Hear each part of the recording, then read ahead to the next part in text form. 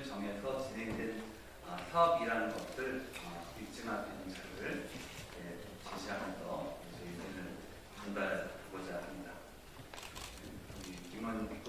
기자회견문은 김원희 의원이 낭독하실 텐데요. 낭독하시기 전에 참석하신 의원들을 잠시 소개해드리도록 하겠습니다. 제 오른쪽에 조호석 의원님입니다. 김기훈 의원님 함께하셨습니다. 김원희 의원님 하셨고요. 김영배 의원님께서입니다. 진성준 의원님께서 김원희 의원님 대표로 기자회견문을 낭독하십니다. 네, 안녕하세요. 민주당 원내부대표 목포 출신 국회의원 김원희입니다. 반갑습니다. 회견문 낭독하겠습니다. 2009년 10월 16일 서울시의회 도시관리위원회 회의록을 통해 당시 서울시 주택국장이었던 김현숙 씨의 거짓을 밝혀냈습니다.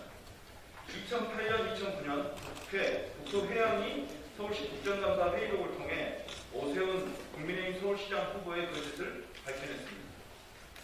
또한 2005년 오세훈 후보가 처가의 내곡동 땅 경계청장에 있었다는 경작자 측량팀장의 증언이 있었고, 오늘은 측량 당일 점심 식사 장소에서 오세훈 후보를 보았다는 안토울 식당의 주인과 아들의 추가 증언이 있었습니다. 하지만 여전히 오세훈 후보는 내곡동 땅의 보금자리 주택 지정 여부를 몰랐고, 해당 사업은 국장 정결이라 자신은 보고받은 바 없다고 주장하고 있습니다.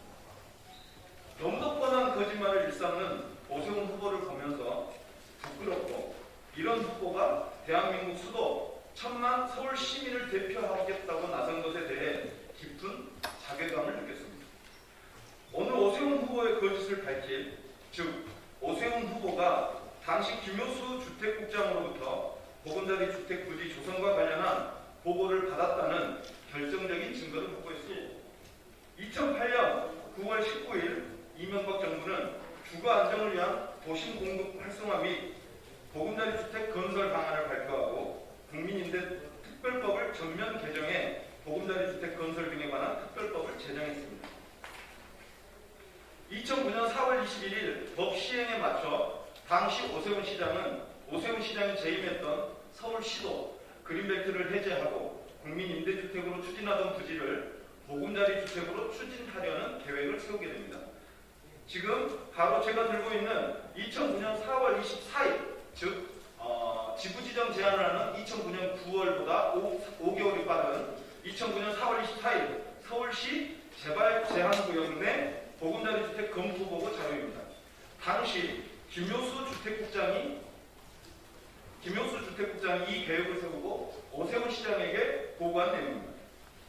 검토보고서 표지를 보면 우측 상단 4월 24일 오세훈 시장이 전자결제했다는 사실을 알 수 있습니다. 또 왼쪽 상단을 보면 서울특별시장 방침 제87호를 받은 것을 확인할 수 있습니다.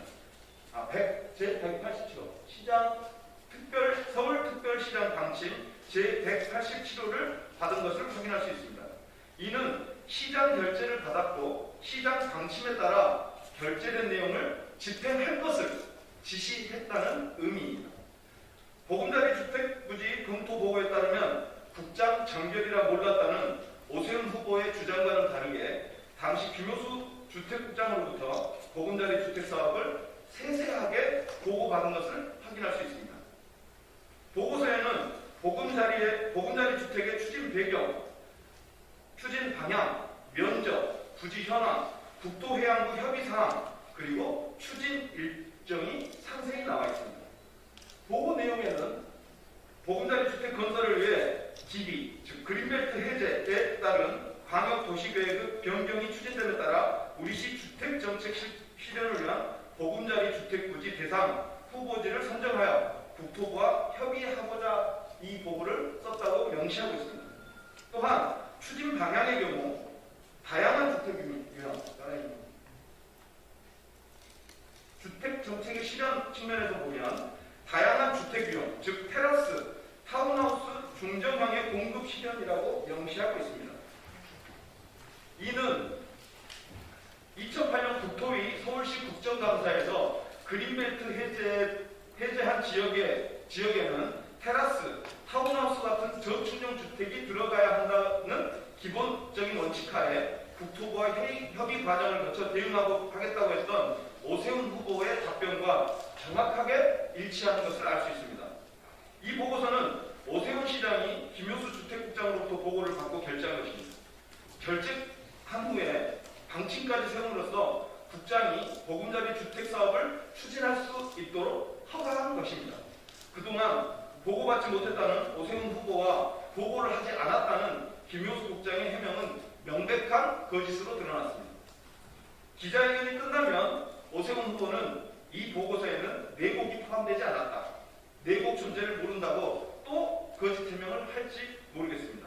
하지만 지난 30일 김영배 의원의 보도자료에 따르면 2008년 시정 주요 일지 확인 결과 그의 1월 12일 주요 업무보고에서 당시 주택국장이 시장에게 핵심 성과 지표인 내곡 부지 개발 사업을 보고한 정황이 드러났습니다. 그렇다면 세곡 2는 국장 정결인데도 불구하고 시장이 결재를 했고 내곡은 결재를 하지 않았다는 겁니까? 다만 지금 결재한 내용이 드러나지 않았을 뿐입니다. 더 찾을 수 있을 거라 생각합니다. 여기서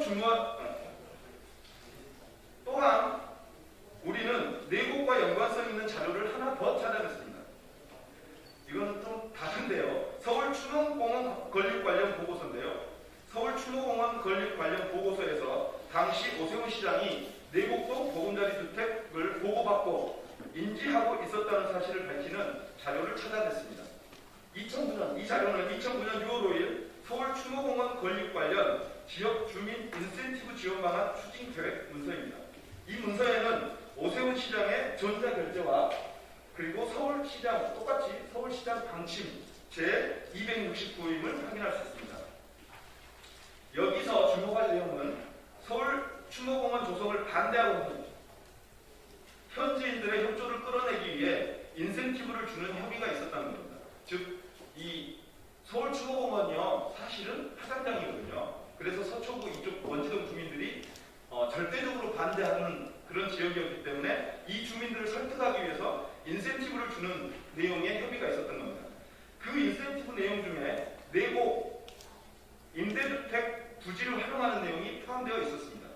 저희가 입수한 서울 추모공원 백서에 따르면 2009년 3월 17일 서울시 복지국장실에서 주민협의대안 관련 긴급회의가 열렸습니다. 이 회의에서 세원 윗마을 거주주택 18호는 매입을 원칙으로 하고 부득이한 경우 채비지와 교환하거나 내곡동 국민 임대주택 예정지구 조성 용지와 상호 교환할 것을 검토하는 그런 내용이 나옵니다. 2009년 6월 5일 이 인센티브 방안에 대해 오세훈 시장은 결재를 해줍니다. 오세훈 시장이 결재를 받은 후 실무부서는 서울 추모공원 건립을 위해 세원마을 18가구 매입, 내곡동 국민임대주택 지구 조성 용지와 상호 교환하는 등의 매입 방법을 다각적으로 추진했습니다. 또한 5번째 인센티브 내용을 보면 여기가 5번째인데요. 청계산길 도로 확장에 내곡 임대주택단지 예정지구 개발사업, 청계로와 연결된 종합의료시설의 주 진출입로와 연계 추진할 것을 지시하고 있습니다. 첫 번째와 5번째 인센티브를 통해 이미 오세훈 후보는 2009년 8월 보금자리 주택 지구 지정 제한 전에 이미 내곡동 국민임대주택 부지의 존재를 명확히 알고 있었음을 확인할 수 있습니다. 이처럼 오세훈 후보는 보금자리 주택 부지 검토 보고, 서울 추모공원 지역주민 인센티브 지원 방안 추진 계획 등을 보고받고 결재하는 과정에서 내곡 지구의 존재를 알고 있었습니다. 오세훈 후보가 한 번도 내곡동에 대해 보고하지 못했다는 주장은 명백한 거짓임이 드러났습니다. 오세훈 후보가 왜 이토록 뻔한 거짓말에 집착하는지 의문입니다. 무언가를 감추고 싶은 비밀이 있다고 의심할 수밖에 없습니다. 이처럼 거짓과 무책임으로 일관하는 후보에게 대한민국 수도 천만 서울 시민의 대표 자리를 맡길 수는 없습니다.